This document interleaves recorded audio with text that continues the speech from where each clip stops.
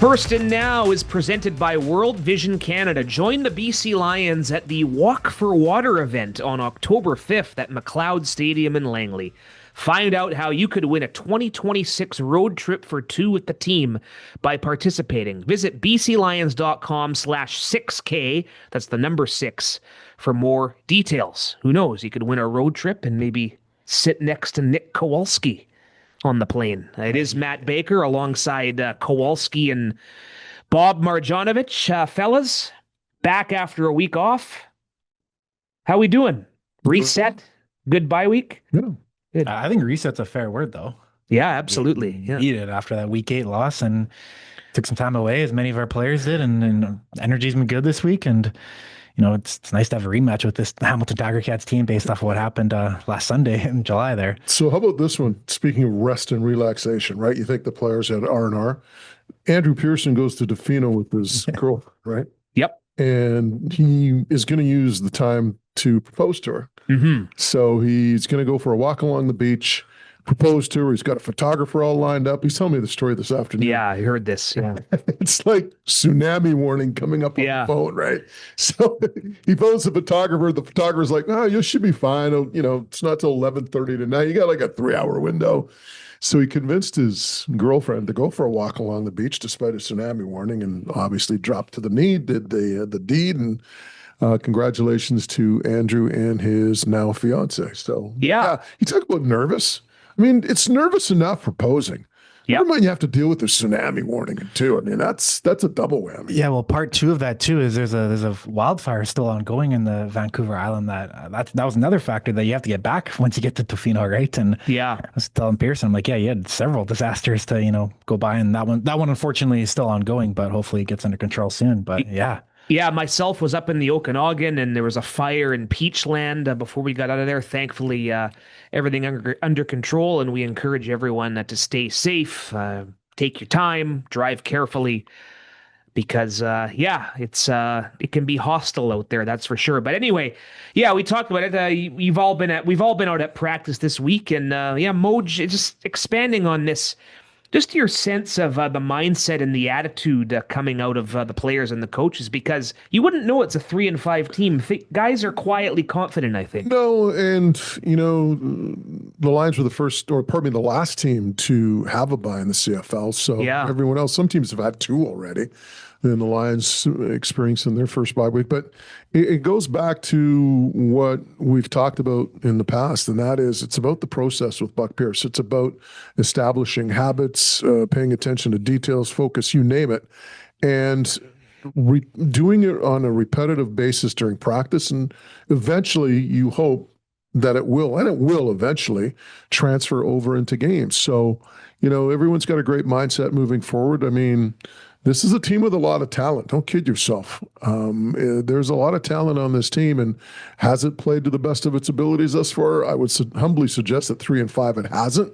But I think that's what keeps everybody excited, is the fact that there are a lot of pieces on this team. And once everything kind of starts to click, watch out. Yeah, and I think even before the Hamilton game, after the Saskatchewan game, we were talking a lot about the first quarter woes, right? And those were totally resolved in the week 8 against Hamilton, where James Butler finds the end zone twice in the first quarter. But then it's just that lack of playing a full 60, right? Then this wasn't a complete game, especially with that fourth quarter collapse. But I'm seeing that too. Like, there's a lot of talent on this team. Nathan Rourke's the elite quarterback that everyone thought he was. But it's just, playing a full 60. I think that's what's going to turn around that 3-5 to, whether it's 5-3 or still a lot of time down the road to, get stretch going. Last week, we were talking, 2 weeks ago about the first quarters. So they fixed the slow starts, but now it's the finish. And we'll see the official depth chart come out on Wednesday morning before the team will take off early. So sometime early to mid-morning, but they are doing something about this defensive shortcoming. You're going to see you saw Patrice Rene get some reps down at the nickel position, so maybe a starting role for him. Deontay Williams from nickel to field half. Ronald Kent Jr. sliding over to corner, as is Robert Robert Carter, sorry, to boundary half and Kent Jr. to field corner. So there is some shuffling going on in this secondary, and that's going to be for the better, I think. Yeah, I mean, you are going to see some changes in personnel. I think you're also going to see some changes in scheme as well. I look at that game, and some people will look at the yardage that was given up. I think they only gave up 225 yards passing up until the final 4 minutes. But I look at how many times Hamilton had to punt, how many times Hamilton had really good field position. When you only need 60 yards or 30 yards to get in a field goal range, or 60 yards to score a touchdown, you're not going to be racking up 700 yards of total offense. But I just look at it from another perspective as well, schematically. And that is, I think there's so much focus on Kenny Lawler last time out that they kind of didn't see the forest from the trees. And that's the fact that Bo Levi Mitchell's a hell of a quarterback right now, probably playing some of the best football of his career. Hey, you want to kill a snake? Chop off the head. I think lesson learned is let's worry a little bit more about what Bo Levi Mitchell has to face rather than trying to take away Kenny Lawler. Yeah, and 2 weeks ago, the focus was on Kenny Lawler. Suddenly, that focus is almost drifting to a guy like Keandre Smith, right? Last week in Edmonton, he had another 12 catches for 138 yards, and he's someone that I thought last year, to me, he was kind of one of those all-CFL snubs, and he's definitely playing like he has something to prove this season. But yeah, like you said, Moj, 1 through 5, too. Like, this Hamilton receiving core is right up there with the best in the league. I'd put him right up against this receiving core. Well, look, I mean, the thing is, you take away Lawler, he's going to hit Keandre Smith, right? Yeah. I mean, and O'Leary Orange, anyway. Yeah, or whoever. But the thing is, like I've said on numerous occasions, any coach will tell you as well, there's always a weakness in a defense. It's the offense's job to find that weakness and exploit it. And what I mean by that is just not ever mind personnel. Schematically, there's always an area of weakness with a defense. So, and Bo Levi Mitchell's doing a great job of exploiting that now and finding those receivers. Yeah, you want to take away Kenny Lawler for a couple of games? No problem. I'll go to Keandre Smith. And what are we talking about? Over 25 catches in the last 2 games? So there you go. And even there was a 2-0 at the start of the fourth quarter with a Benavides and the Lions defense. They heated up Bo Levi with bringing 7 guys in. It forced Bo Levi to hit quick checkdowns, and then unfortunately, in those final 2 minutes there, it's a lot of, bringing 4 guys, and gets tough on the defensive lineman after extended plays where you can't rotate, and the result's the result. But yeah, the secondary changes, very intriguing on that end. A guy like Robert Carter Jr. is kind of the talk of the town right now after that interception in the Hamilton game. But, moving him to a boundary halfback spot, get him more active in the play, and I think only good things can happen for a guy like Robert Carter Jr. Yeah, it took us 7 minutes and change to talk about what will be the play of the year. I think we're going to declare that going into week 10. And just a solid find by Ryan Rigmaiden and the U.S. scouting. And it's good to see. Got some new blood on this defense. And flipping things around, we're going to talk to Travis Lulay, catch up with the 2011 Grey Cup champion in a few minutes' time. But offensively, wouldn't expect much changes. And one thing I keep thinking of, and I was talking to JC Abbott from 3 Down Nation out at practice earlier about this, Justin McInnis probably due for one of his big breakout games, Moj. Yeah, and it's interesting because you look at the connection that Nathan Rourke has had with Keon Hatcher. Probably coming at the expense of Justin McInnis. Obviously, one production is up, the other is down. But I'm pretty sure at some point this year, it'll be reversed where, McInnis will have like a stretch of 2 or 3 really big games, and it'll be Keon Hatcher that'll have maybe 2 or 3 catches during the course of a game. And, Nathan's correct in his assessment in saying that, teams are paying attention to Justin McInnis after the numbers he put up last year. So, well, guess what? Maybe in a couple of weeks' time, they decide to pay a little bit more attention to Keon Hatcher, leaving Justin McInnis open. So we'll see how it transpires. But one thing I'm pretty certain of, and that is the fact that Nathan will exploit what is given to him. Yeah, and it's nearly been for a lack of effort too, right? Justin still has 30 targets this season, but I think it speaks a little bit to what we were talking about, the 1 through 5 thing, is that 5 Lions receivers right now have over 360 yards, which puts 5 Lions receivers on pace to eclipse 800 receiving yards this season, which is a pretty incredible stat. I doubt that's been done many times in the history of the CFL. Usually you have that one kind of 2,000-yard guy, and Keon Hatcher could get there if he explodes for the rest of the season, but it's balanced right now, right? Eberhardt's really come on strong. Stanley Berrios has 5 touchdowns in the season. So like Nathan Rourke's been choosing his weapons, wisely, and choosing them with whatever game script, comes for the Lions. All right, First and Now is presented in part by Hullo Ferries, preferred island transportation partner of the BC Lions. Go easy, go Hullo. We'll continue to tee up the rematch in Hamilton, 4:30 right here on CKNW. Moj and Julia with the pregame at 3:30 on Thursday afternoon. Postgame as well before the team flies home. Second and final regular season meeting. We'll have some Kowalski trivia later on. Very, very excited for this. And we're also very excited. We had so much fun with Brian Burnham 2 weeks ago. Travis Lulay going to join us, get his thoughts on the current state of the BC Lions. Of course, his former teammate is the head coach, Buck Pierce. Get his thoughts on Nathan Rourke, perhaps, as well. And always go down memory lane. It's all coming up on First and Now right here on 730 CKNW. First and Now continues on 730 CKNW, wherever you get your podcasts. And it worked so well last time out with Brian Burnham, we figure we're going to do it again. A little alumni legend interview. And he needs no introduction, but this gentleman is third on the BC Lions all-time passing list, over 21,000 yards. Fourth in all-time games started at quarterback for the BC Lions. Only Lions quarterback to win Grey Cup and the CFL's most outstanding player in the same season. We are off to Greater Salem, Oregon, is it? The state capital. The one and only Travis Lulay with us here. Travis, how's life? Life is good. How's life in beautiful British Columbia? I miss this time of year in Vancouver. Yeah, a little overcast today, but yeah, been a pretty good summer, and I know you're still following the team pretty much every week. A couple losses in a row, looking to overcome that, but yeah, we can't complain. And I guess let's just kind of start there. Of course, you moved back down there during the COVID times, working in the family business. How you enjoying it? I see you're out with the girls all the time. What's going on? Yeah, no, life's good. I'm now a coach of 12U softball. I also coach fifth grade basketball last winter. I take the fall off, let my wife coach the girls in volleyball, but that's what we're doing. So my daughters are entering grades 7, 6, and 4 in this coming fall. So yeah, life's busy. It feels wild that they are that age. It's kind of funny to look back and see old pics of them in 14 jerseys at BC Place, and they're a lot smaller than they are now. But such is life. Life's good. We're happy and healthy, and all is well. So how does it feel to become an Uber driver and a walking ATM machine now after being a professional athlete? Yeah, I'm fighting it off as best I can, but it's coming. No, it's nothing I can do about it.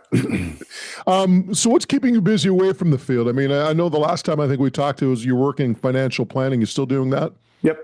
Yep, that's what we do. Lulay Financial is our business. Father started the firm here in 1984, and it's now my brother and I as the primary wealth management advisors here. Dad's still kind of semi-working, semi-retired, if you will. But yeah, that's what we do. We're an independent firm. We're in state in Oregon, so we're not too far outside of Salem, town we grew up in. We live, work, and play primarily here, and all is well. I know, like talking to a lot of athletes after they retire, the one thing they miss in terms of the competition is having that instant feedback, winning, losing, right? Every week. Did you win? Did you lose? A lot of people say they don't get that in the business world. Do you find it the same? Yeah, that's a good analogy. Yeah, G. Roy Simon was actually the person who, right after he retired, that was one of the first things he said to me was exactly that. And I would say that's very much true. But we're playing the long game. You just kind of change your mindset. It does shift. And yeah, you don't get the immediate feedback. It's more like, how did the last quarter go? Not how did the last game on Saturday night go, right? So it's different, but it's good. It's a different pace of life, and that was part of the design. But yeah, I mean, there's plenty of activity to keep things on the up and up. So all good. Travis, I was looking at the article you wrote for Three Down Nation when you retired, and when reading that, it's pretty clear that you're ready to move on from football. But that was 2019, and now that we're in 2025, I'm sure you had financial advising on your radar back then. But 6 years later, is this kind of when everyone talks about kind of their 5-year journey, 10-year journey, 15-year journey? we're just over the 5-year point. Is this kind of where you saw yourself back in 2019 at this point? Yeah, no, that's a fair question. I always kind of envisioned it being like a 5-year transition. And it really was pretty much all of that because it's very different. I mean, when we moved back to our old hometown, and it feels almost like you're moving to a foreign place, right? I never lived here as an adult and coexisted with the business community and all that. So it was there was a learning curve, kind of rekindling old relationships and finding a lot of new ones. So that was actually probably the most pleasant surprise. It really felt a lot like, diving into a new team. There's a new network of friends, and even some of your old friends that are still around. Well, they married people that I didn't know. And so anyways, it's a wide web of kind of relationships that go from there. But it's been really good. And I think now, I'm probably in the last year is where it's kind of felt like, okay, this is life now versus we're transitioning into the new thing. So it just feels like, where I'm supposed to be. But it feels like it was a blink of an eye to where I was living a very different life, and writing that article for 3Down Nation as I'm kind of trying to spin all my thoughts into one. What did this journey mean to be in it? I threw a lot of words out there, but that never really can sum it all up in one piece like that. It was a long journey of life, and one we thoroughly enjoyed and look back on fondly. Yeah, you can definitely tell the passion that you had for the game and all the rehab stuff you introduced into that article. I would venture a guess during my 10, 11 years there, not a lot of guys spent more time in that building that you guys are in right now than I did. So I was there a lot, watching film, rehabbing, trying to get better, thinking about what to do next, all that stuff. So that was home for sure. Speaking of quarterbacks and being the first ones in, the last guy to leave, another guy who epitomizes that work ethic is Nathan Rourke. I know we've been texting a lot, and you still keep close tabs on your BC Lions, Travis. What have you seen from number 12 in his first full season back since trying the NFL? Yeah. I'm a Nathan Rourke fan. He won me over pretty quickly, as he did a lot of the rest of the CFL. And my good friend, obviously Mike Riley, got to work with him for a year, and I think he probably surpassed maybe even his own expectations his first go around when he was handed the keys the first time, right? So I've been pulling for him, watching him ever since. I like what he's doing. I like his fire, his competitiveness. You can tell he cares about it. It's important to him, and that matters a lot, right? So obviously he throws the ball well. He's a good athlete. He runs. I appreciate being able to make plays with your feet. That was, part of my gig in my younger days. But the most important thing is you got a guy who cares. Guys will rally around that. So, like you say, a couple tough losses, looking to right the ship or feel good about where they're at here midsummer. It's easier when you know that guys are working their tails off to make that thing right. So, obviously we still pull for the Lions. My girls are, always BC Lions fans. They ask me why they're not playing in the Super Bowl still. I think they kind of understand the difference between the CFL and the NFL now, but they would rather a BC Lions game be on than any other game that's happening. So it's fun when they do well, and we're always pulling for them. Travis, one quarterback you did duel against in your career, and this quarterback is still doing his thing up here, is Bo Levi Mitchell, and he's one of the front runners for MOP. Like, I'm not going to ask you if you're surprised, but it's still pretty crazy to see what he's doing, right? It really is. It's funny. Actually, Jonathan Jennings just sent me a message this week. It was immediately after the game against our Lions last weekend. Bo leads the last minute drive, and they win the game at BC Place, and so it's one of those things where, the Lions are on the wrong end of a shootout, but you just kind of tip your hat to the cagey old vet now. I remember when Bo was a rookie, hadn't played a snap yet. We had a Big Sky connection, and I remember going out to eat one time with Bo after a game. He hadn't started any games yet. He was a backup, must have been 2012 in Calgary after a game. And, and I'd heard, that they felt good about him in the organization, but he hadn't done anything yet. So I remember that, Bo. And then to seeing where he's at now, he just looks, and seeing Trevor Harris still out there doing it. These guys are like, I watched them, get their feet wet as CFL quarterbacks, and they're out still playing at a really high level. So I enjoy seeing that. That's fun. Bo went through arm stuff, right? Bo, his first few years in the league, he could do no wrong. He was in an awesome offensive system.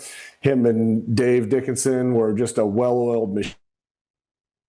Machine in Calgary, just making back-to-back Grey Cup appearances. It was like they were always there. And then Bo went through a tougher time. And so, as a guy who, had ups and downs, and the longer you're in the league, there's going to be stuff like that comes your way. And so you kind of respect Bo more now after watching him struggle for a little bit, get traded, having been sat down a time or two, brush all that off and still out there dealing. It's fun to watch as a competitor. Travis Lulay. Travis, speaking of rookies who haven't taken a snap, there was a young buck here by the name of Pierce, I believe, right at the tail end of your career. What do you remember of a young Buck Pierce with the Lions? Well, Buck and we kind of bookended. I kind of bookended Buck's career, right? Buck was actually the starter in BC when I got there. So he had played a little bit prior to me. He was the starting quarterback my rookie season. He ended up getting banged up some that year. Casey Printers came back. I mean, Buck was my road roommate when I was a rookie in the CFL. And so, he goes over to Winnipeg. He takes over the job there. A couple years later, it's Buck and I squaring off in the Grey Cup, right? And so I've always had a ton of respect for Buck. We've maintained a good relationship all along the way. I know he's a busy man now. Shot him a text after first win as a head coach. It does feel like Buck being a head coach is one of those things that make me go, oh, I'm one of the old guys that talks about yesteryear now, right? When Buck was my teammate getting traded. But then at the end of Buck's career, 2013, I had gotten banged up a little. Thomas DeMarco had played some. And then Buck made his way back to BC to finish that year as kind of a vet backup for us. So that was Buck's last year playing, 2013, back in BC. So anyways, it's been fun to see Buck's journey rise up the ranks in the coaching world to a respected play caller and now into the head coach of the BC Lions. So it's fun. I'm totally pulling for him, but it's definitely one of those things that makes me realize got a little gray hairs on the chin getting up there in age when my peers are head coaches now. Yeah, that's definitely true. And you mentioned Casey, so Kowalski and I sometimes reminisce about that crazy Thanksgiving game in Winnipeg, the overtime one in 2010, which ended up being Casey's last stand here, right? I believe they moved on from him the next week, and that's kind of when you were firmly entrenched as the starter. When you reflect on that and how crazy that was, that whole sequence of taking over and then run to the playoffs, another overtime game against Saskatchewan in the West Semi, how do you reflect on those days? How crazy was that?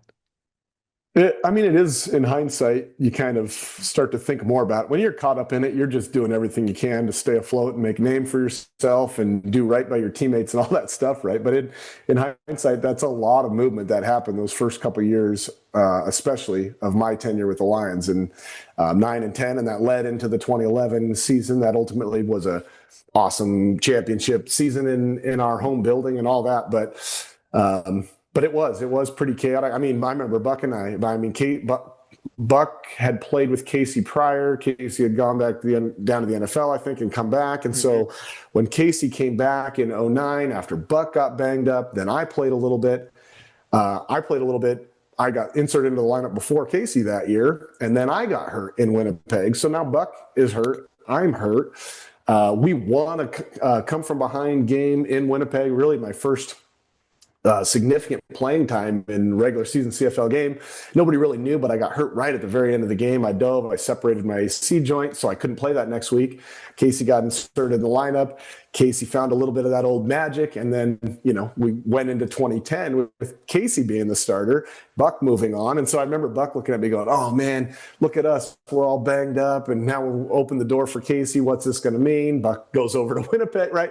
So it's just this whole flurry of stuff that happens. And then, a couple years later, Buck comes back. Casey has, since moved on. And that was a wild time because that game in Winnipeg, I think we were up 3 scores. I had gotten banged up a little bit on my hand. My hand swelled up, and Wally said, oh, no, big deal. Sit down, Casey will finish the game. He's a vet, no biggie. And before you know it, bing, bing, bing, it's overtime, and Casey's playing, and, the pick 6 happens on Thanksgiving, and just a wild turn of events. And then Casey got the final, tap on the shoulder that, hey, we're moving on. And so then it was like, well, Now there's nobody else here. Buck's gone, Casey's gone. J-Jack's still coming off an injury in 2010. So it's my show. And that kind of gave me the freedom to play well into the end of the 2010 year. Like you said, we had an epic playoff game in Saskatchewan in 2010 with, the Hail Mary to Manny Arsenault at the end of the game and into double overtime, and we lost. But that kind of really set the stage for that 2011 team to come back and be the team that we became. Yeah, it's a pretty good segue into the 2011 season. Looking back at that now, the Grey Cup was in Vancouver last year. I'm not sure if you tuned in or anything, but just seeing the packed BC Place with those stakes on the line, did that bring back memories? And what are the first memories you think of when you think about the Grey Cup in 2011 season? Yeah, I mean, it's just that feeling and seeing. I always have said this, but like Grey Cup week is the CFL at its peak. It's just so fun to see Grey Cup and see the buy-in and see the passion and the history and all that stuff. If you're an inkling of a CFL fan, taking a Grey Cup week, it's always awesome regardless of who's playing and where you're playing it at. But yeah, anytime I see a packed out BC Place, I mean, even week one, the Snoop concert, BC Place was packed. And that just brings back 2011 memories for me, right? So it's an awesome venue that really, does itself justice when it's full of raucous fans. So yeah, I mean, it was the favorite moment of my sporting career was that the peak of that 2011 season, winning that game at home. So something we'll never forget. Can't take it away. All right, should I come clean about my 2011 fact here that we mentioned? What do you know? Jump right in. Let's go. All right. Rip the Band-Aid off, Nicky. So back in 2019, when I was some, young, I guess you could say dumb university blogger for the CFL, I ranked my top 10 teams of the 2010s, the decade. I omitted the 2011 BC Lions. Also, Travis, for context, I was living in Winnipeg. This may or may not have influenced my decision to keep that team off the list. But on one Travis Lulay, I pulled up the tweet. He said, first of all, this should be a list of Grey Cup winners only. Playoffs are what count. Secondly, and those are good teams, but I lined that 2011 team up against any team on this list. So I'll publicly apologize for that, Travis. Make it happen. I don't remember the tweet, but those words are true. That guy, I was of sound mind when that tweet came out. So. But Baker's put me on since then. I recognize the greatness. I see Sean Lemon weighed in on this too. I see that. Yeah. Sure he did. Yeah. Well, I do. I was looking back. The list is now gone, so that speaks a lot to the site I was ready for. But the 2018 Stamps were my number one team, and I think Sean Lemon was a member of that team. So, but yeah.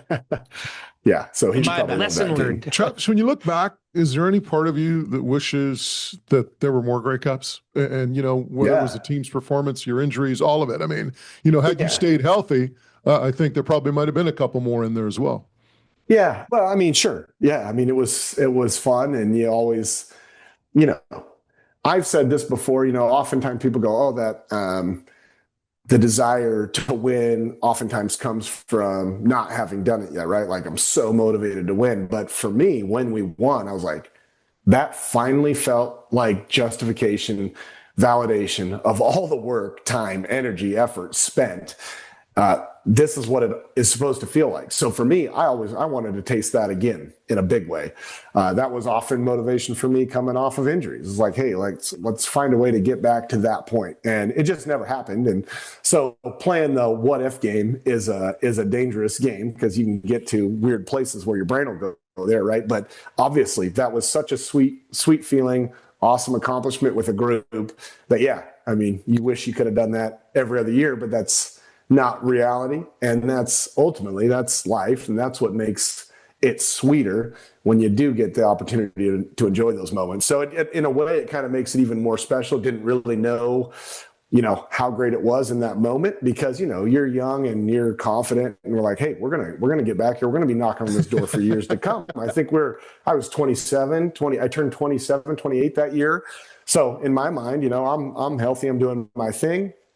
And then, hey, life has sometimes a different story in mind for you. So, I don't have regrets as far as that goes. But sure, if I'd be lying if I said it wouldn't have been fun to win a couple more. Do you know? It's so funny you mentioned it. I've heard so many athletes say this. Guys who won Stanley Cups, Grey Cups, Super Bowls, you name it. When you win and you're young, we'll be back. Hey, easy peasy. We'll be back here a whole bunch of times, right? Yeah. But if you're a veteran who's been around, you realize just how hard it is is to win that championship. And they always have a greater sense of appreciation than maybe a guy who's been in the league for, 2 or 3 years. Yeah, I think that's probably true. And I will say this though, I could sense that, we had part of what made that 2011 team who we were. We had a great combination of like kind of young, up and coming, talented, young nucleus of that team. But there was some cagey vets, right? We had the G. Roy Simons and the Brent Johnsons of the world in that locker room with us, right? And so Paul McCallum was a member of that team, guys that had been around a long time. And, those guys were moved. Angus Reid, I remember the look in their eyes when we won that Grey Cup. It was like, this isn't an everyday occurrence. These guys know it. They've been doing this a long time, and they're cherishing this in a big way. So there was a sense that, this is meaningful. But again, you're young and confident. You're like, well, great. They might not get to do it again. So I get why they're cherishing it. We're going to be back. But such is life. Travis, circling back to that retirement article that you wrote, you actually posted a picture of all your notebooks from the years of all the play concepts and everything. So looking back at your career, did you ever have a favorite like play call or even like a play concept to one of your receivers back then that you just smashed and loved running? Well, I love this question. Yeah. So, here's a funny kind of side note too. Watching a Netflix documentary Quarterback here in recent years, right? I'm hearing Kirk Cousins talk and looking at his playbook and how he went about his business. It was almost like a PTSD moment for me. I'm like, oh my gosh, yes, that's it. That's exactly how I went about, kind of methodically going through my play sheets and writing stuff down and memorizing things. But when I got into the league, Jacques Chapelain was the offensive coordinator in BC, and we still signaled everything. This was like, even though it was kind of the new era of helmets, being able to talk to quarterbacks, he was kind of old school, like to signal it in. We believed, came to believe that, there was an extra layer of understanding of the offense and the game plan, still doing it through the signal. So anyways, I can still do some of the signals for some of my old favorite plays and concepts. One play that sticks out, funny enough, was we did it in multiple different formations, but it was 23 set, right? So 2 to the field, 3 into the boundary. Yeah. I saw Matt signal some stuff out right there. That was a trade signal you were just giving out right there. That's switch release. Yeah.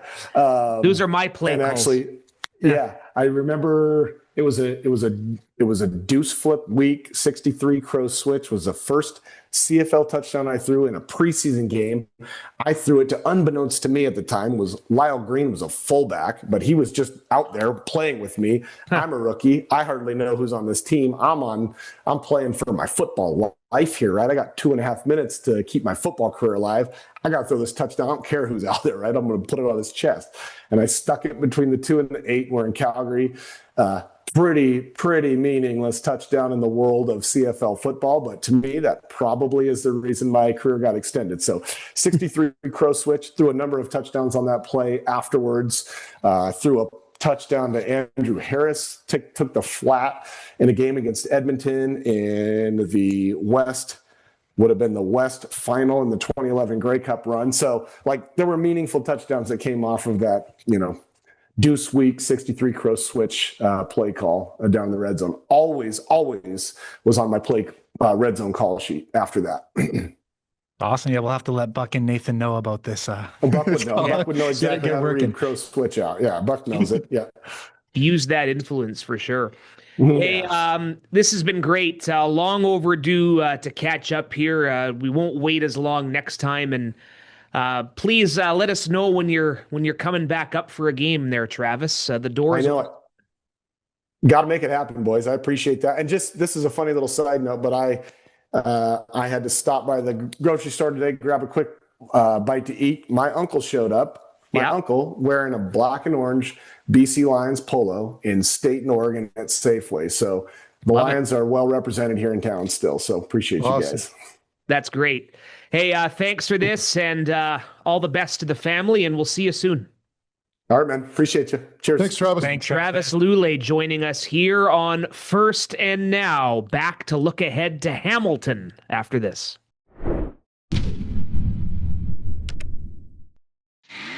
Fire up the vengeance. Saturday, August 16th, the BC Lions face the Montreal Alouettes at 4 p.m. for the Show and Shine game. Roll into the Plaza of Nations for the biggest backyard party ever, featuring over 200 classic and exotic cars. Get there early. The most legendary gate giveaway is waiting. A custom BC Lions diecast car. All the action starting at just $19. Visit bclions.com and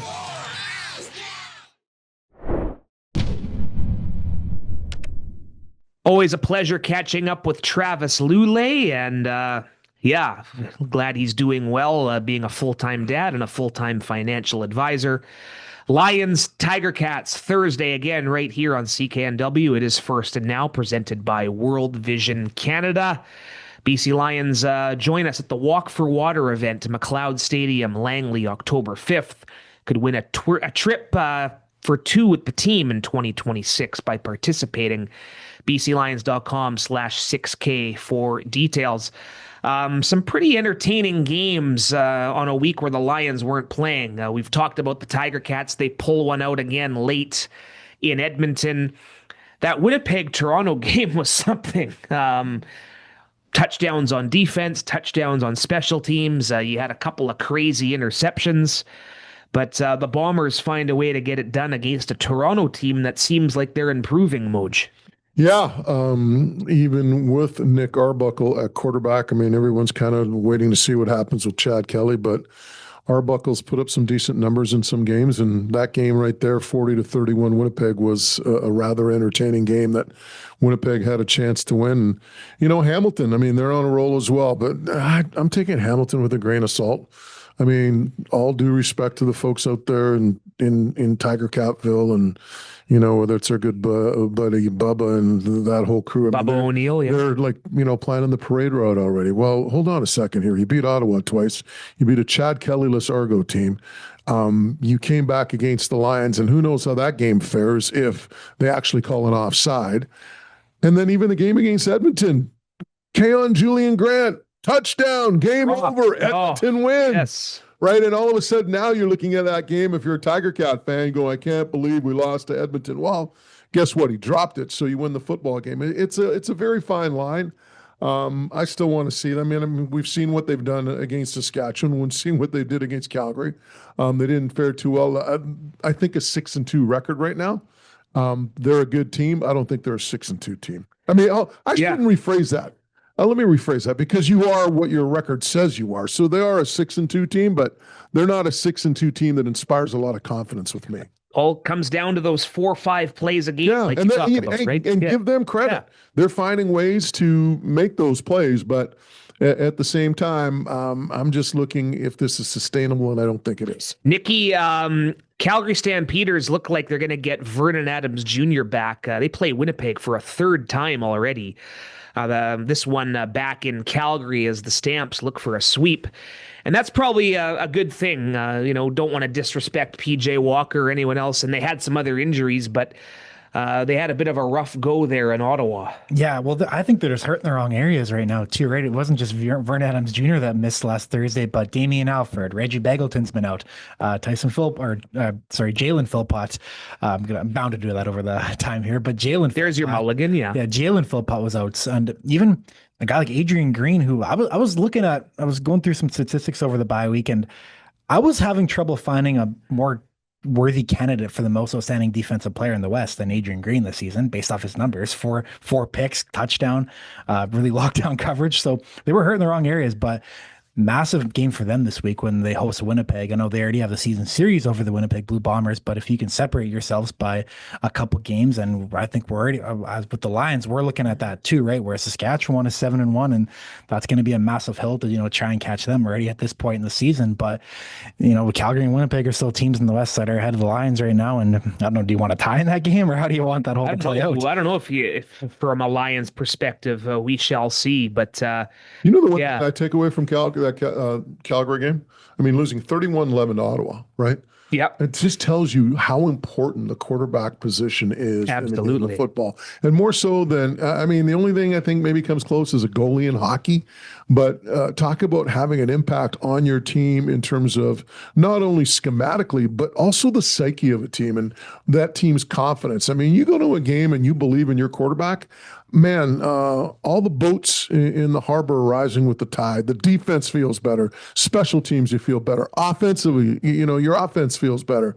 And if you have a guy that, they might say all the things about PJ Walker, and he still might turn out to be a very good CFL quarterback. But until you do it and you don't have that reference point, you can say whatever you want. But I think that faith is a little blind, so to speak.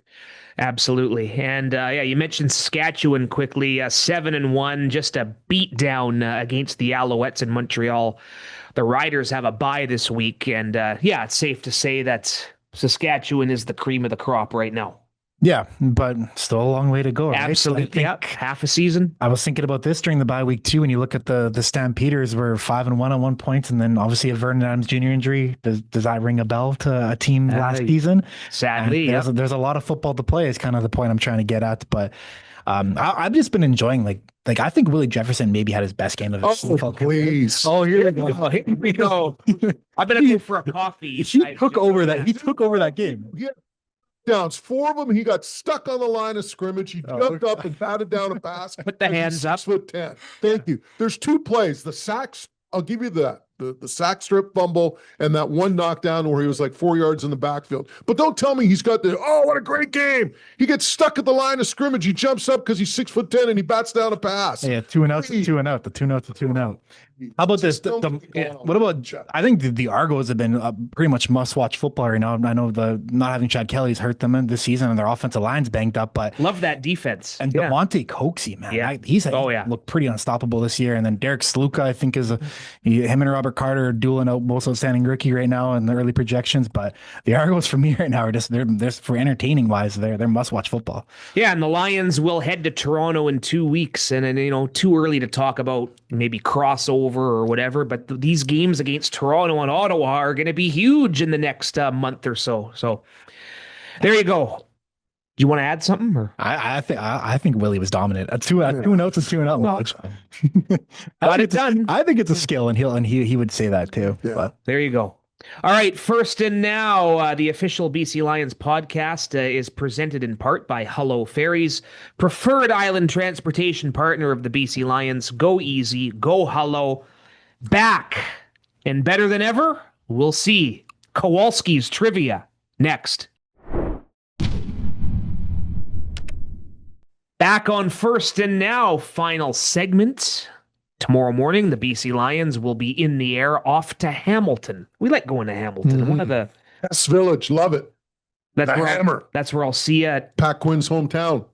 You went to Pat Quinn's old house. Smoked a cigar right outside of it. Paid homage to him. Yeah, I like that. Yeah. I like hearing that. That'd be good story. His wife, or pardon me, his widow, Sandra. Yeah. I phoned her up. I said, "Hey, guess where I'm at right now?" She goes, "No." I said, "Guess what I'm doing right now?" She says, "Smoking a cigar," because she always gave me grief for giving Pat cigars. Right. And I go, "Yeah, I'm actually, I think it was Glennie and Maple was the street or whatever, the intersection, close to town." But it was this intersection. That's where he said he grew up. The intersection. I go, I don't know what number his house number was. She goes, 323 Glennie or whatever, right? And I said, I'm walking across the street right now, and it was a lot of fun. Actually, and it was funny because I talked to a young woman who was living in the place. And she said that I'm not the first guy to show up and just kind of mull about. Like Leaf fans have done it. Oh, yeah. Pat Quinn fans have done it. And she goes, I don't think Mr. Quinn would be too happy with me now. I go, why is that? She goes, well, everybody around here is cheering for the Leafs. She goes, I'm a Montreal Canadiens fan. I'm like, ooh, not good. There you go. Yeah. Cool story. I like that. Willie Jefferson trivia, Kowalski. Yeah, defensive end right here. What's this? Yeah. No, this is one that you guys are definitely not expecting today because the Hamilton trip. A cool fact we brought up, it's Shea Gilgeous-Alexander Day as they're coining for one of their game themes, and Shea's going to be there, and it's not I'm fired up for this because it's not every time you get a reigning NBA champion, NBA MVP at your CFL game, especially a local one, Shea being from Hamilton. But Shea Gilgeous-Alexander, that's a long name, right? Yes. Do you see where I'm going with this? Potentially. Yeah. There's 21 letters in Shea Gilgeous-Alexander's names. I have sourced the 15 longest names in the BC Lions active player registry. So Brent Iamandazio. that is a great guess, Moj. That is one of the correct names. So for clarification, Serum and Harrison Bagayoko would technically be the longest at 23. But he took off the Harrison after. Correct. So he is not on this list. And to make this a little easier, these guys have all played at least 10 games for the Lions. Which one was Iamandazio? Would have been like 02. Wide receiver 02. I also have the positions here, and then the letters are in the bottom corner. So the longest name in BC Lions history, there are 3 guys who have 19 letter names. Garrett Huntsberger. Moj is hot right now. Neo Groenwegen. That is incorrect. Garrett Huntsberger. Garrett Huntsberger is a D tackle. Where is he? From 1969 to 1974. Garrett Huntsberger. 17 letters in there. 3 of these guys are present. That should get you guys off on the hot start. Jalen Edwards Cooper is an 18-letter name. Isaiah Guzalak Messam. Correct. He's Guzalak Messam in the registry. So that's 19 letters. Yeah. Okay. And then you have a defensive lineman who is a present player. Christian Covington. Correct. 18 letters. It kind of sneaks up on you. Yeah. But here, so you have an offensive lineman. I have the years too. So 2016 to 2018. Running back Shaquille Murray Lawrence. It's Shaq Murray Lawrence in his name. So that's why it's 18, but still counts. So you have a couple of receivers here from 2009 to 2018. How about Victor Stevenson? Incorrect. There's a lot of guys that are 16 letters. So the cutoff here is 17 letters. 192. Travis Lulay actually name dropped one of these guys. DN would be Naughton McKay Losher. Correct. What a pull for Steve Ruda-Huskers. Steve Ruda-Huskers is on this list, an offensive lineman from 92 to 93. Wow, there you go. Right in Moj's wheelhouse. Yeah, linebacker. He was drafted at least. Linebacker 2017 to 19. Ooh. Yep. Yeah, you would know this guy. He actually overlapped with me too. Jacques Chapdelaine, 83. Jacques Chapdelaine, that's the receiver. That's the guy that Travis Lulay. Offensive lineman 94. Would that be Denny Chronopoulos? Correct. Yeah. You guys are doing well here. So we still have a linebacker from 17 to 19. Turned around Hardrick. Oh, I did turn down the wrong guy. Jamarcus Hardrick. Jamarcus Hardrick counts because he played 12 games. He played in 15. So there's another mulligan on my end. 2009 to 2018. Wide receiver 09 to 18. We'll kill ourselves when we don't get it. It's a pretty prominent name. Travis Lulay may have brought this guy up too. Oh, he did he? They got a line. Emmanuel Arsenault. Emmanuel, there you go. Emmanuel, you got Emmanuel. So told you we kick ourselves. So there's still a 19-letter name. It's an offensive lineman from 2016 to 2000. Linebacker 2016. Sorry, was that Nahemi Kankalongo? What a pull! That is correct. I was worried about. Remember that guy? I was worried about pronouncing this guy's name. Special teamer, Canadian. Good guy. Nahemi Kankalongo. Nahemi Kankalongo. Lineman 16, 18. What are the initials? It starts with a C. I'll give you the first name. Steve V.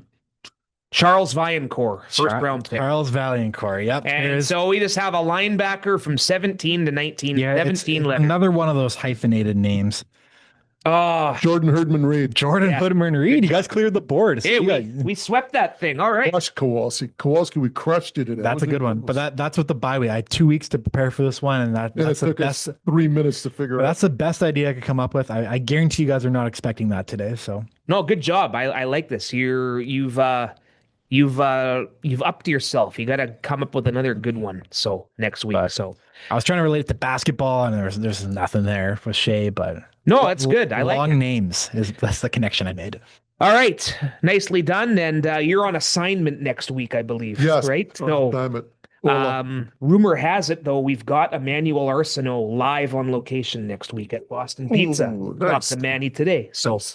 Boston Pizza Guilford, correct? Correct. So come on out, 7 o'clock. We'll record. We'll have tickets to give away, all kinds of prizes, and once a month on location. So that will be Tuesday. Back home for our show and shine game Saturday against the Montreal Alouettes. More details on that to come next week. That's going to be a fun tailgate party. Classic cars, part of the tailgate theme out at the Plaza of Nations. It's so big, we got to move it across the street.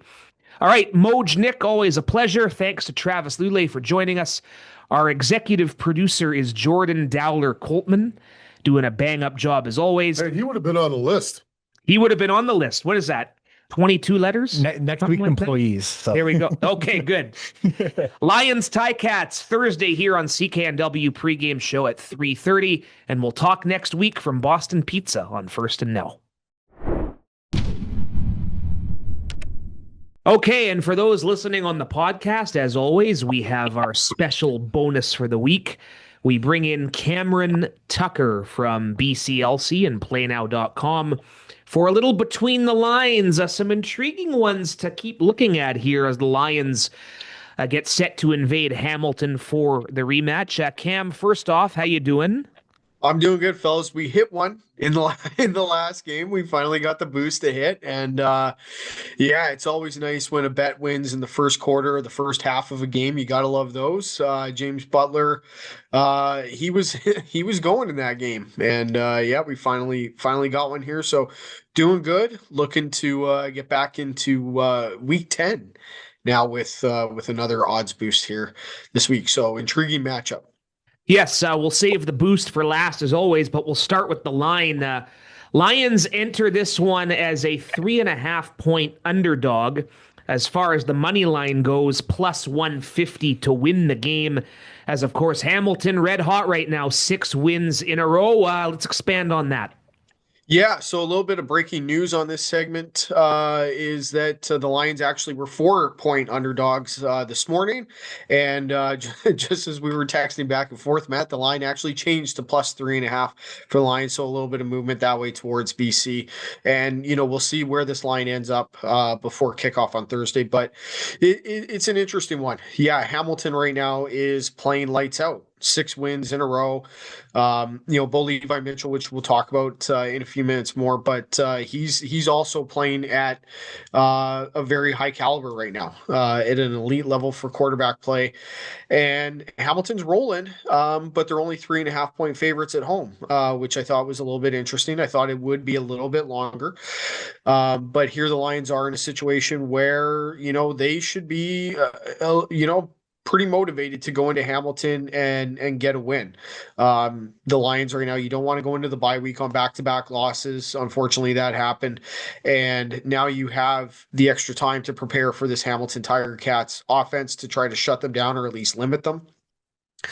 And you have Nathan Rourke and James Butler, who are playing very well right now. And I think that for the Lions, you have to look at this as it's not must-win territory. I mean, that line gets overused in sports, but this is a very critical game. You don't want to lose 3 in a row. You definitely want to keep pace or stay as kind of that leader for, at the very least, the crossover. You do want to get back into the West Division fight. So I think that for the Lions coming off the bye week, there's a lot of motivation to go into Hamilton, get a road win, and see if they can start to build some momentum in the other direction. It is an interesting game. It's an interesting line. And I was also looking at the total there, guys, 56 points. The over has gone 4-0 in the last 4 matchups with the Hamilton Tiger Cats as well. So right now, I mean, these teams offensively, they were moving the ball at a very impressive rate in their last meeting at BC Place. So we'll see if they could do that again on Thursday. But yeah, it's an interesting game. And for the Lions, this is a big one. They're 2-2 on the road, and I mean, they should have a feeling of being quite motivated going into this one. Cam, you mentioned it's the rematch from a Lions perspective, and in that week 8, the first leg of these 2 games here for BC Lions, 70 points scored, and it was a complete shootout with these 2 quarterbacks, Bo Levi Mitchell and Nathan Rourke. I understand from the Hamilton side, Bo Levi Mitchell, with his recent performances, he's the MOP frontrunner right now. Yeah, yeah, Bo Levi Mitchell, 35 years of age, and he is right now the MOP favorite with odds of plus 150 at PlayNow. Vernon Adams and Trevor Harris are ranked 2 and 3 in terms of the odds, and Nathan Rourke is at plus 1,500. But, just looking at the numbers, like Bo Levi Mitchell, is out throwing. I think he had 40 pass attempts against the Edmonton Elks last week. 389 yards passing against the BC Lions a couple of weeks ago in BC Place. And right now, I mean, looking at his numbers, he's got over, 2,500 pass yards. But the number that I'm looking at that I think really stands out for me is 18 touchdown passes 3 interceptions. He's not turning the ball over. So they're slinging it out there, but he's not turning the ball over. I think that's very impressive. And, I think fully deserving right now to be the favorite to win the MOP. Now, for the BC Lions, I think defensively got to take to heart the fact that you got to get pressure on the quarterback. You got to try to just disrupt him. Trevor Harris might be playing at an elite level right now. He might be the MOP favorite, but he's human. And for the BC Lions, I think that, the first key to success, especially when you're playing on a short week like like Hamilton is, BC's had a bit of a rest, is getting pressure on this quarterback and seeing if you can force him to make some bad throws, make some mistakes, and maybe knock him down a peg. Because Bo Levi Mitchell right now is playing it. He is the best quarterback right now in the CFL based on the numbers and fully deserving of being that MOP front runner. But I think for the Lions defensively begins and ends with getting pressure on the quarterback and seeing if you can disrupt him and disrupt this pass game.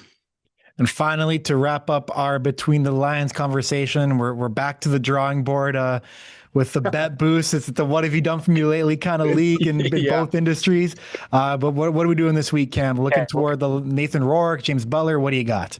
Yeah, our winner was 2 weeks ago. We've forgotten about that now. We're moving on. We're going to be looking at Nathan Rourke. And we talked about Bo Levi Mitchell being impressive right now. The thing that stands out for me is Nathan Rourke has hit 275 plus pass yards in each of his last 4 games. He's been very good. And I think that offensively, the Lions moved the ball very well against Hamilton in that game. And they rushed the ball well. They threw the ball well. Nathan Rourke had 289 pass yards, no interceptions. Didn't have a touchdown pass, which I had to look at that a couple of times to make sure that was correct.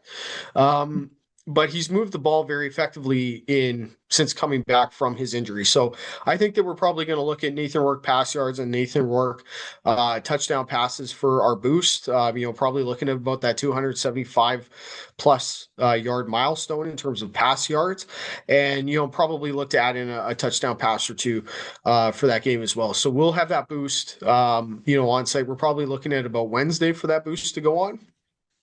And it'll be available right up until kickoff on PlayNow.com. One boost that has always hit this season has been the performance of Cam Tucker. It's a sure thing. It's clutching up here. There's no such thing as a sure thing. Well, yes, 9-0. Clutching up here each and every week.